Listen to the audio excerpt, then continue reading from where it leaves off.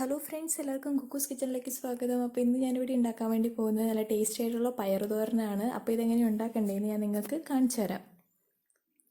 അപ്പോൾ അതിന് വേണ്ടിയിട്ട് ഞാനിവിടെ കുറച്ച് പയർ എടുത്തിട്ടുണ്ട്. അതിൻ്റെ തൊലിയൊക്കെ കളഞ്ഞ് പയറുമണിയെ മാത്രമായിട്ട് ഞാനിവിടെ എടുത്തിട്ടുണ്ട്. അപ്പോൾ ഒരുപാട് വെള്ളമൊന്നും ഇതിന് വേണ്ട കേട്ടോ, കാരണം ഇത് പച്ചപ്പയറായതുകൊണ്ട് നമുക്ക് പെട്ടെന്ന് വേവും. അതുപോലെ തന്നെ ഇതുപോലത്തെ പയറാണ് കേട്ടോ, നമ്മുടെ ഈ കടയിൽ നിന്നൊക്കെ ഉണക്കപ്പയർ മേടിക്കത്തില്ലേ, അതിൻ്റെ പച്ചപ്പയറാണ് കേട്ടോ ഇത്. ഇനി നമുക്ക് ഇതിനകത്തേക്ക് ആവശ്യത്തിന് ഉപ്പിടുക. ഉപ്പിട്ട ശേഷം ഇത് നന്നായിട്ടൊന്ന് ഒരു തവി കൊണ്ട് നന്നായിട്ട് ഇതേപോലെ ഒന്ന് ഇളക്കി കൊടുക്കുക. കാരണം ആ ഉപ്പൊന്ന് എല്ലായിടത്തേക്കും ഒന്ന് സ്പ്രെഡ് ആകണം. അതുപോലെ തന്നെ ഇതിനകത്തേക്ക് വേറെ ഒന്നും നമ്മളിപ്പോൾ ഇടത്തില്ല കേട്ടോ. ഇനി നമുക്കിതൊന്ന് മൂടി വെച്ച് നന്നായിട്ടൊന്ന് വേവിച്ചെടുക്കാം. ഇനി നമുക്ക് ഇതിനകത്തേക്ക് വേണ്ടിയിട്ട് ഞാനിവിടെ ഒരു അരമുറി തേങ്ങയും പിന്നെ കാന്താരി മുളകും 2 തണ്ട് കറിവേപ്പിലയും എടുത്തിട്ടുണ്ട്. ആദ്യമേ അപ്പോൾ നമുക്ക് കറിവേപ്പിലയും ഈ കാന്താരിയും കൂടെ നമുക്ക് നന്നായിട്ടൊന്ന് അരച്ചെടുക്കണം. കുറച്ച് വെള്ളം ഒഴിച്ചിട്ട് നമുക്കിതൊന്ന് അരച്ചു കൊണ്ടുവരാം. അപ്പോൾ ഇതാ ഞാൻ കാന്താരിയും കറിവേപ്പില അരച്ചിട്ടുണ്ട് കണ്ടോ. ഇനി നമുക്ക് തേങ്ങ ഇതിനകത്തേക്ക് ഇട്ടിട്ട് ഒന്ന് ഒതുക്കി എടുക്കണം.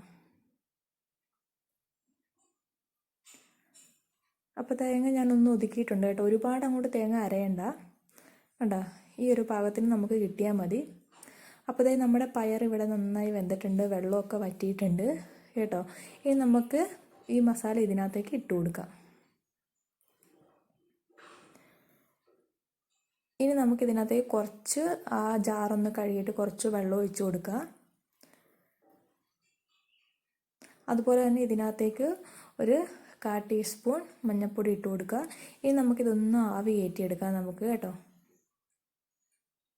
അപ്പോൾ ഇതാ നമ്മുടെ പയർ നന്നായി ആവി കയറിയിട്ടുണ്ട് കണ്ടോ. അപ്പോൾ ഈ ആവിയിൽ തന്നെ വേണം നമ്മുടെ ഈ തേങ്ങയും മഞ്ഞൾപ്പൊടിയൊക്കെ ഒന്ന് വെന്ത് കിട്ടാൻ വേണ്ടിയിട്ട് കേട്ടോ. ഇനി നന്നായിട്ടൊന്ന് ഇളക്കി കൊടുക്കുക. ഇത്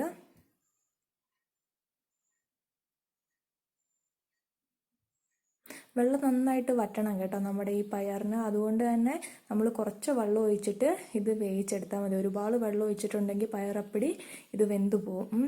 അപ്പോൾ വെള്ളം ഒഴിക്കുമ്പോൾ നന്നായിട്ട് ശ്രദ്ധിക്കുക. അപ്പോൾ അതായത് ഞാൻ ഇത് നന്നായിട്ട് മിക്സ് ചെയ്തിട്ടുണ്ട്. നമുക്കിനി ഒരു 2 മിനിറ്റ് കൂടി ഇത് ഒന്ന് മൂടി വെച്ചിട്ട് നമുക്കൊന്നുകൂടെ ഒന്ന് നന്നായിട്ടൊന്ന് ആവി കയറ്റാം.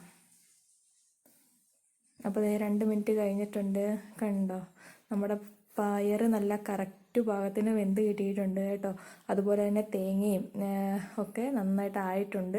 ഇനി നമുക്ക് തീ അങ്ങോട്ടേക്ക് ഓഫ് ചെയ്യാം. ഇനി ലാസ്റ്റ് നമുക്ക് ചെയ്യേണ്ടത് ഇതിനകത്തേക്ക് കുറച്ച് പച്ച വെളിച്ചെണ്ണ ഒഴിച്ചു കൊടുക്കുക കേട്ടോ. അപ്പോൾ ആ പച്ച വെളിച്ചെണ്ണേൻ്റെ ആ സ്മെല്ലും ഫ്ലേവറൊക്കെ നമുക്ക് മുമ്പിൽ നിൽക്കും. അപ്പോൾ അതുകൂടി ഒന്ന് ഒഴിച്ചിട്ടൊന്ന് ഇതേപോലെ ഒന്ന് മിക്സ് ചെയ്തെടുക്കുക.